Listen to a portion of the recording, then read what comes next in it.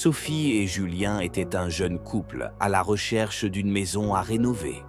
Quand ils tombèrent sur cette vieille bâtisse, nichée au milieu d'un petit village, ils furent immédiatement séduits. Le prix, étonnamment bas, leur semblait être une opportunité en or. Les villageois, cependant, avaient gardé leur distance lorsqu'ils avaient signé les papiers. Certains leur avaient même conseillé de chercher ailleurs, sans jamais donner de vraies explications. La première nuit dans la maison fut troublante. La vieille horloge du salon semblait s'arrêter à minuit pile avant de repartir une minute plus tard. Sophie, légèrement mal à l'aise, tenta de ne pas y prêter attention, mais Julien, lui, ne put s'empêcher de noter que l'air devenait glacial, malgré le feu de cheminée qui crépitait.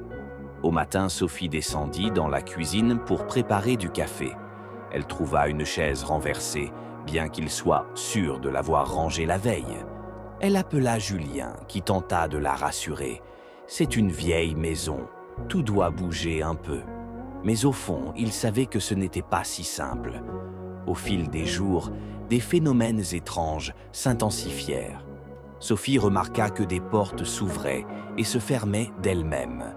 Elle trouva une vieille poupée de porcelaine sur le pas de la porte de leur chambre, bien qu'elle n'en ait jamais vu auparavant.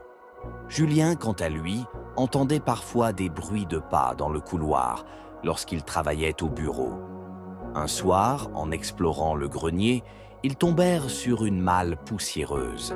À l'intérieur se trouvaient de vieilles lettres, un journal et plusieurs photos. Les lettres appartenaient à une femme nommée Élise, qui décrivait une vie de souffrance. Les photos, bien que jaunies, montraient une famille autrefois heureuse. Mais dans chaque cliché, une silhouette floue apparaissait en arrière-plan, comme une ombre menaçante. L'une des lettres attira particulièrement leur attention. Élise y racontait que son mari était devenu violent, qu'il entendait des voix qui lui murmuraient de sombres pensées. Elle écrivait dans une calligraphie tremblante « Cette maison est vivante, elle nous observe, elle nous dévore. » Cette nuit-là, Sophie se réveilla brusquement. Une sensation de froid intense envahissait la pièce. Quand elle ouvrit les yeux, elle aperçut, au pied du lit, une silhouette sombre, immobile. Son souffle s'arrêta. Julien, lui aussi, réveillé, alluma brusquement la lampe de chevet, mais la silhouette avait disparu. Le lendemain, ils décidèrent d'appeler un prêtre pour bénir la maison. Dès son arrivée, l'atmosphère devint encore plus oppressante. Alors qu'il aspergeait les murs d'eau bénite, des bruits sourds résonnèrent à travers la maison. Une porte claqua violemment et un miroir se brisa dans le salon.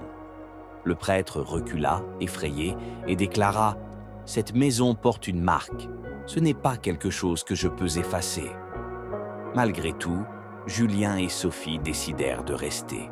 Mais une nuit, alors qu'ils dormaient, un cri perçant les réveilla. Ils se précipitèrent vers le grenier, d'où provenait le bruit. La malle qu'ils avaient ouverte quelques jours plus tôt était à nouveau fermée, mais cette fois, une profonde entaille en forme de croix était gravée sur le bois.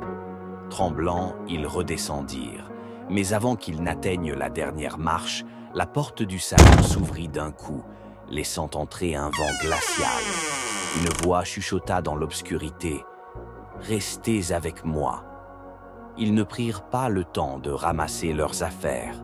Ce soir-là, ils quittèrent la maison pour ne jamais y revenir. Mais depuis, Sophie fait toujours le même cauchemar.